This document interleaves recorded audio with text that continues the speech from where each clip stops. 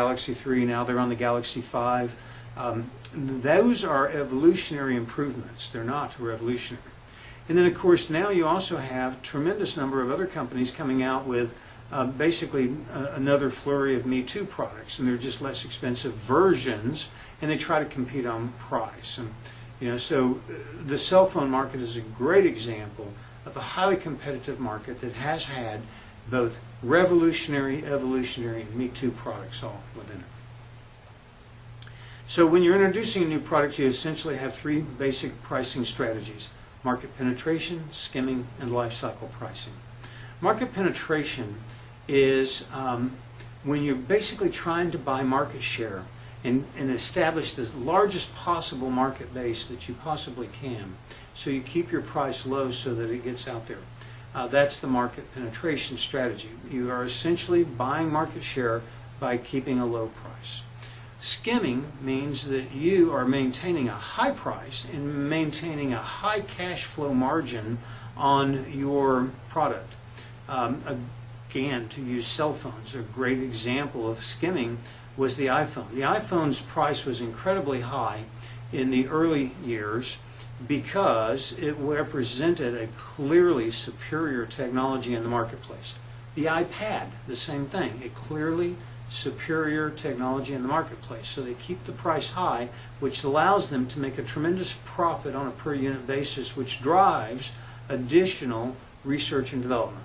That's the benefit of a skimming strategy. So skimming strategies are wonderful if you have a significantly strong competitive advantage in the marketplace. Life cycle pricing, a good example of life cycle pricing is also the early versions of the iPhone. Now, Apple does discontinue when they make a new iPhone, they do discontinue manufacturing, but the iPads, they did continue for a while. And so as new tablets were coming out, new iPads were coming out, the older versions began to get priced lower, especially when they went from the iPad 2 to the iPad 3 with the Retina version. They continued producing the iPad 2, but because it became a dated, older technology, they lowered the price on that, which made it a more competitive product, but allowed them to continue to keep their competitors at bay and offered the market a stratification of pricing. You could go with the iPad 3 with the Retina technology, with the 32 gigabytes of storage, or with the 16 gigabytes, or with the 8 gigabytes. Or you could go with the iPad 2, which was a perfectly good, even though it didn't quite have the high resolution display, again with 32, 16, or 8 gigabytes of storage. So that gave stratification, new products, and that's effectively skimming, where you, effectively life cycle pricing, where as your product becomes more and more of an older technology, you lower the price and you continue to suck cash out of the market. All good strategies. Here are some pricing techniques that are important to understand. Odd pricing.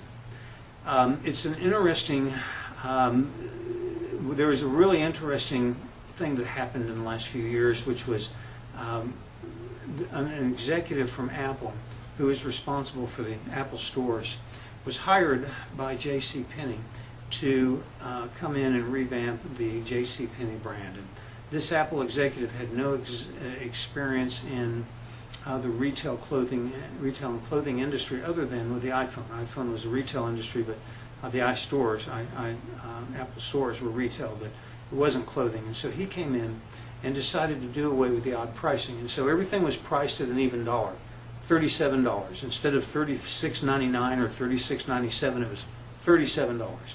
And he almost destroyed JCPenney because the consumer is used to odd pricing. Odd pricing works. When you price a product or service at 90, instead of $1.90, instead of $2, you make it $1.97 or $1.98 or $1.99 or $1.95. Consumers will respond. Think about gas. Last time that you purchased gas, what was the price you paid? $23.99 or $23? Or 23. Let me rephrase that. $3.49, or was it actually $3.49.99? In other words, it was $3.50. The point is that the odd pricing on gas works. We all think of the big numbers, not the small.